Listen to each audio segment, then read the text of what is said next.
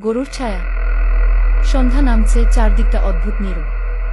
পশ্চিম দিক থেকে লাল সূর্যের আলো গরুর খোয়ারটার ছাদে পড়ে একটা লম্বা ছায়া ফেলে দিল। ছায়াটা গরুর হলেও কেমন যেন অস্বাভাবিক। নাম তার গিরি, গ্রামের সবচেয়ে শান্ত গরু। কেউ তার থেকে ভয় পায় না। গিরি সারাদিন মাঠে ঘাস খায়, বিকেলে খোয়াডে ফিরে যায়। কিন্তু কয়েকদিন ধরে গ্রামের লোকজন একটা অদ্ভুত জিনিস খেয়াল করছে। রাত বাড়লেই খোয়ার থেকে কেমন যেন গর্জনের মতো আওয়াজ আসে। কেউ বলে ওটা গিরি না, কেউ অন্য কিছু ভূত।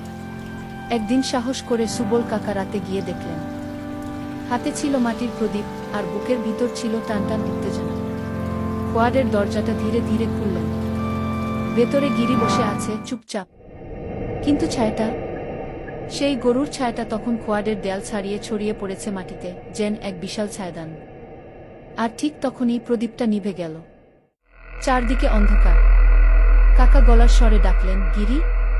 কিন্তু গিরির গলার বদলে একটা কাঁপানো আওয়াজ এলো। এখানে গরু নেই।